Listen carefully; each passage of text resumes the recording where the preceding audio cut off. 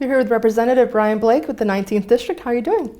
I'm doing well. The first week has gone by very quickly. You want to talk to us today? I think we're going to talk about 3 bills. Let's start with the first one.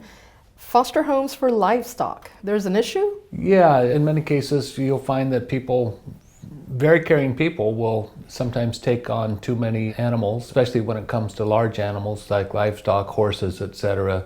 It's pretty frequent that you find people take on more than they can handle, and issues develop where a horse isn't getting good vet care or feed or water, and folks have to intercede. It's a law enforcement issue, and so my colleague on the other side of the aisle brought this bill to me, and I co-signed with her, and it's just an attempt to find a way where maybe somebody closer to the situation can take over fostering the animal and smooth the process over. Make sure the animal's protected, but less investment in moving the animal. Another bill that I would like to ask you about has to do with the Fish and Wildlife license. You're doing something to make it easier. Again, this is a colleague from across the aisle brought me a bill, and he's interested in shortening the time it takes for a person to be able to purchase a resident license from 90 days to 30 days. And sounds like a reasonable idea, and so I was glad to sign on to that bill also and encourage more people to enjoy our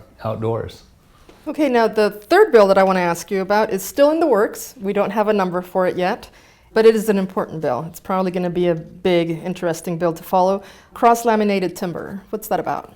So cross-laminated timber are buildings that are built out of large building panels that are constructed off-site using typically smaller logs and trees assembled into basically big Legos. And so buildings can be assembled quicker on site, and a lot of the manufacturing is done in the factory using computer-aided routers, etc.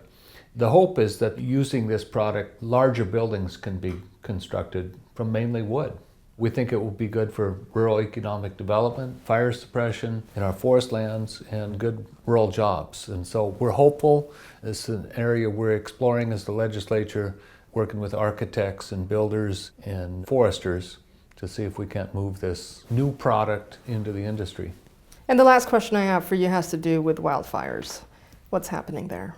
So as many folks know, we had a record fire season 2 years in a row. And so we have to come back this year and pay that bill, but I think we also have to take this year to work together to find better ways to attack wildfires early and reduce those costs. And so I think we're going to spend a lot of this session in policy committees and in budget committees, working with stakeholders and folks that have lived through these fires to find better ways to get those resources quicker and get them on the fire. The Commissioner of Public Lands has some really good ideas, and I'm hopeful that we can create a better working environment to fight these fires and not have our citizens go through another season like we just did. All right, well, thank you very much, and we will catch you next time. Good to see you.